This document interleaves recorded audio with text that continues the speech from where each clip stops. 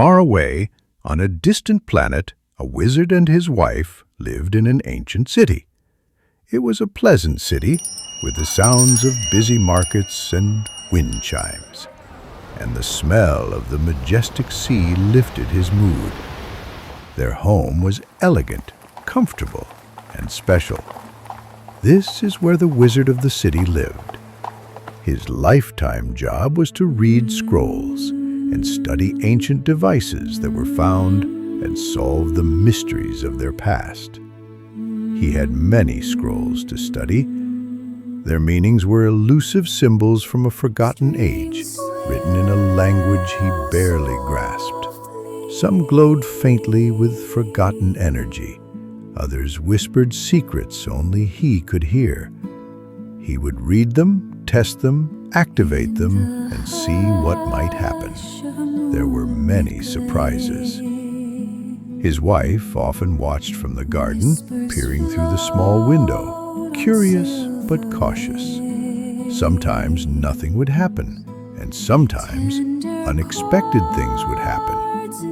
Usually it was safe, but today some unexpected consequences were unfolding. The day began like many others. Looking at the new arrivals of scrolls that archaeologists recently uncovered, testing them and writing about the results of those tests. The wizard would repeat this pattern of study and testing, but he never got tired of it. There was always something new to discover.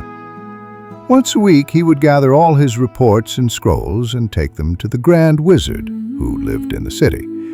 The Grand Wizard would do a final study of the scrolls, and he would decide what action to take with them. They might be used for a purpose or be destroyed. While the wizard was in the city, he went to say hello to his daughter Mina. She was a well-known and a respected singer in the city.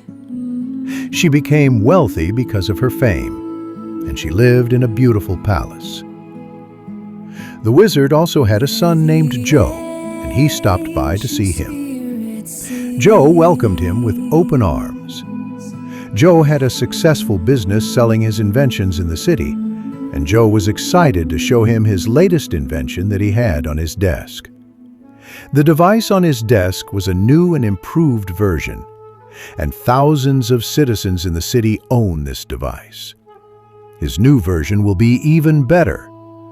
Joe asked me if I had a scroll that would enhance the blue power within the device, and I promised him that I would watch for a scroll like that.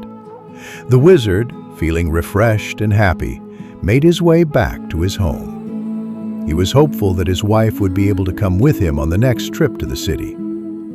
He got to work right away, and he was excited to see what magical event might happen today. He found a fire scroll, and he knew these kinds of scrolls could be dangerous, but, well, he had to try it. Sure enough, as the scroll heated up, he felt funny. He could feel his ears growing, and then, oh no, his tongue started to grow out of his mouth.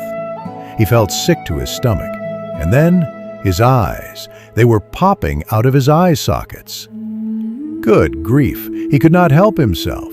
He started gasping out loud and made some strange noises because he could not even speak. His face, oh my. He walked over to the mirror on the wall. When he looked, he screamed. He could hear his wife on the other side of the door asking if he was okay. He did not want her to see him this way. But she impatiently knocked on the door. He tried to talk to her through the door, but he could not talk correctly. So he opened the door, and when she saw him, she screamed. The wizard's wife consoled him, and she had an idea. If he was to change his clothing into rags, and put a ragged bag on his head, and sit in the magical pool in the courtyard, he might be cured. So she helped him get into rags and took him out to the pool. He sat in the pool, and the magic leaf dropped its potion into the water. They waited, and soon she felt the magic had done his work. She pulled the rag bag off his head, and with great relief, He was indeed cured from the bad effects of that scroll. The wizard and his wife embraced, and he never wanted to let her go. I wish I could say they lived happier ever after, but, well, that is another story. So for now, this is the end of the story.